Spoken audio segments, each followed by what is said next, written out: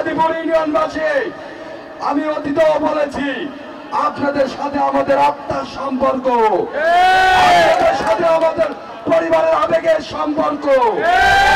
আজকে আপনারা প্রমাণ করে দিলেন চরসাদিপুর ইউনিয়ন একটি আধুনিক ইউনিয়ন।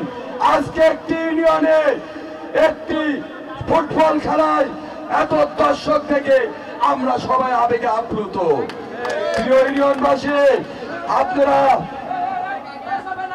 আপনারা দেখেছেন, আপনারা জানেন এই আরাফাত রহমান কোকোকে আমাদের প্রিয় ভাইয়া তাকে 111 সরকারের সময় অত্যাচার করে নির্যাতন করে বিভিন্ন ভাবে হত্যা করা হয়েছে।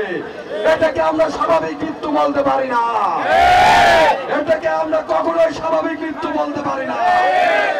আল্লাহ যদি সহায় থাকে, ইনশাআল্লাহ আগামীতে বাংলাদেশ জাতীয়তাবাদী দল যদি ক্ষমতায় আসে, তার এই হত্যার বিচার করা হবে, বিচার করা হবে, বিচার করা হবে।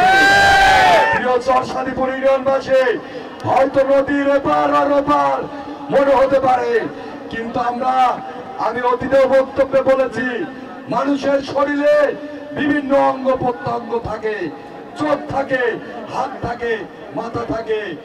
এই চরসাদিপুর ইউনিয়ন আমার বাবা আনসার প্রামাণিকের দুইটা চোখ।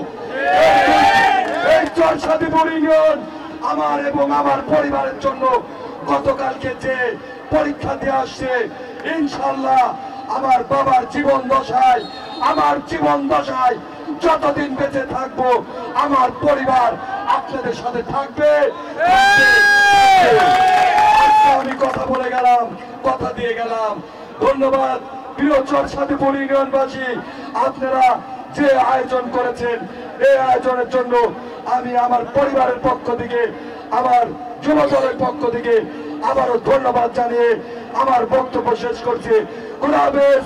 বাংলাদেশ জিন্দাবাদ, শহীদ অমর হোক, দেশনেত্রী বেগম খালেদা জিয়া জিন্দাবাদ, আগামী দিনের রাষ্ট্রনায়ক জনাব তারেক রহমান জিন্দাবাদ।